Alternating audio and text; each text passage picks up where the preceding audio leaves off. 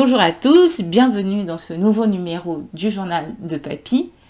La première info est celle qui concerne la mise en ligne de la vidéo de l'histoire du journal de l'intervieweuse. Cette vidéo devait être mise en ligne depuis lundi dernier, lundi 15 juin 2020. Elle n'a pas été mise en ligne. Pourquoi ? Vous avez eu la raison évoquée dès le lundi sur le blog, mais ceux qui ne se sont pas rendus sur le blog, je tiens juste à vous dire que cette vidéo n'a pas été mise en ligne suite aux différentes modifications que j'ai dû faire. J'ai dû faire des modifications. Pourquoi ? La première raison est celle due au fait que je me suis demandé si je maintenais ou pas l'existence de la rubrique Le journal de l'intervieweuse. En effet, le journal de l'intervieweuse est désormais remplacé par le journal de Papy. Et le dernier article qui allait être rajouté dans la sous-rubrique Le journal de l'intervieweuse allait être la vidéo sur l'histoire du journal de l'intervieweuse. Et donc après, à quoi allait me servir cette rubrique ? Concrètement, je me suis dit, on peut dire à rien du tout, vu qu'il n'y aurait plus de rajout de contenu à compter du mardi 16 juin 2020. Mais je me suis dit, elle peut aussi servir. Pourquoi et à quoi?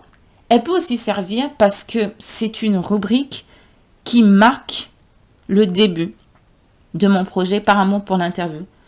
Elle va servir parce que c'est ma première rubrique que j'ai créée. Le journal de l'intervieweuse, c'était vraiment la première rubrique de Papy. C'est par le journal de l'intervieweuse que j'ai commencé à rendre mon projet public.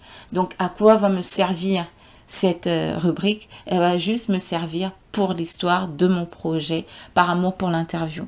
Et je me suis donc décidée de maintenir la sous-rubrique Le journal de l'intervieweuse sur le blog. Mais néanmoins, il me fallait la déplacer. J'ai donc créé la rubrique Le journal. La rubrique Le journal regroupe donc les deux sous-rubriques, Le journal de l'intervieweuse et Le journal de Papy. J'ai eu à faire cette modification, mais j'avais d'autres modifications que j'envisageais faire. Sur le blog, tant qu'à faire, après cette première modification, je me suis dit, et c'est parti pour toutes les modifications que tu envisageais faire pour le blog.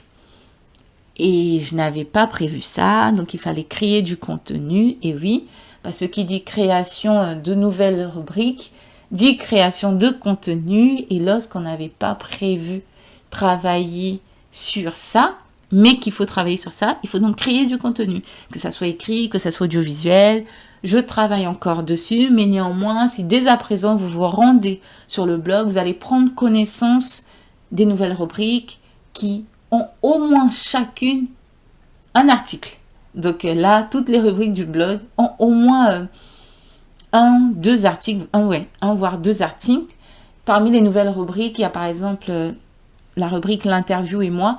Dans cette rubrique, pour l'instant, j'ai répondu à 2-3 questions qu'on me pose souvent. Pourquoi j'aime jouer le rôle de l'intervieweuse? Quels sont les intervieweurs que j'apprécie particulièrement? Voilà, je vous en dis pas plus, je vous laisse aller et découvrir. Je vous ai parlé du blog, de sa mise à jour, mais j'ai une autre information à vous donner concernant le blog. J'ai eu une nouvelle idée mardi dernier, donc mardi 16 juin 2020, j'ai eu une nouvelle idée, une nouvelle vision pour Papy qui doit me conduire et qui me conduit d'ailleurs à avoir un blog et un site internet. Même si je prends un nom de domaine pour le blog, même si je change toute l'interface du blog et qu'on aurait l'impression que j'ai deux sites internet, je vais vraiment les piloter, l'un comme un blog, l'autre comme un site internet.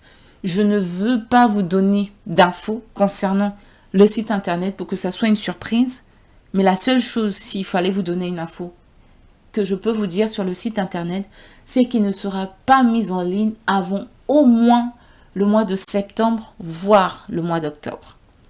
C'est tout pour le moment comme information sur le site. La Papy Team. Qu'est-ce que c'est la Papy Team? La Papy Team, c'est l'équipe de Papy. C'est l'équipe que je manage depuis 2018, parce que c'est uniquement depuis la saison 3 de Papy que j'ai mis en place une équipe. Elle est constituée de représentants, de correspondants, de photographes, de traducteurs. Vraiment, il y a de nombreux profils dont Papy et l'équipe continuent de s'agrandir. D'ailleurs, cette semaine, il y a eu 2 personnes qui ont rejoint l'équipe, un correspondant haïtien et une correspondante au Canada. C'est super, non? Guys, I'm Samuel, a new Papi team member, and I'm the photographer. C'est l'un des nouveaux membres de l'équipe de Papi. Sa présentation était uniquement en anglais parce que Samuel ne parle pas un mot de français.